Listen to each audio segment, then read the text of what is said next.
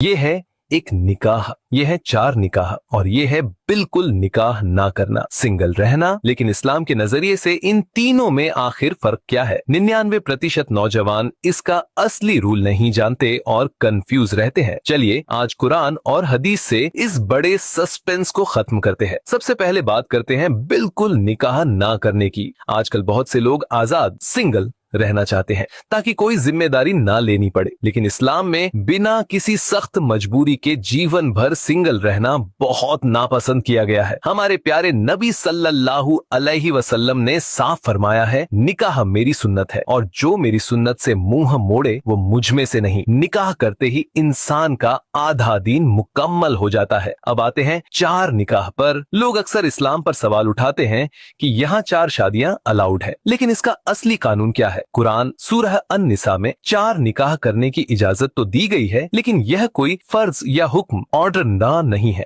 और यह इजाजत भी एक बहुत ही सख्त शर्त के साथ जुड़ी है और वो शर्त है इंसाफ। अगर कोई मर्द अपनी बीवियों के बीच वक्त, पैसे और उनके हकों में जरा सा भी भेदभाव करेगा तो हदीस के मुताबिक कयामत के दिन वो इस हाल में उठेगा कि उसका आधा जिस्म लकवा पैरालाइज्ड मारा हुआ होगा। यानी आप 4 निकाह कर तो सकते हैं, लेकिन इसकी शर्त इतनी सख्त है कि इसे निभाना आम इंसान के बस की बात नहीं। और एक बहुत बड़ी बात, अगर आपके दूसरी शादी करने से पहली बीवी राजी नहीं है, घर में रोज झगड़े हो रहे हैं और आपका बसा बसाया घर उजड़ रहा है, तो ऐसे हालात में उलेमा भी यही नसीहत करते हैं कि दूसरी शादी से बचना चाहिए, क्योंकि इस्लाम इंसाफ और घर बसाने की तालीम देता है, तोड़ने की नहीं। अब आते हैं एक निकाह पर और यही आता है इन तीनों में सबसे बड़ा फर्क। अल्लाह जानता है कि इंसानों के लिए हर हाल में परफेक्ट इंसाफ करना लगभग नामुमकिन है। इसीलिए कुरान उसी आयत में आगे खुद फरमाता है, अगर तुम्हें डर हो कि तुम इंसाफ नहीं कर पाओगे तो सिर्फ